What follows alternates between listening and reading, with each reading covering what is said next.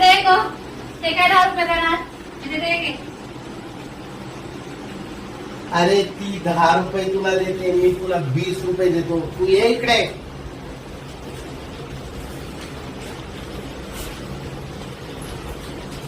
हे घे 20 रुपये.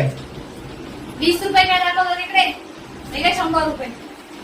अरे तू 100 रुपये कुणाला दाखवतेस? मला 100 रुपये मला दाखवतेस? ये इकडे. तुला मी 500 रुपये देतो. हे घे 500 रुपये.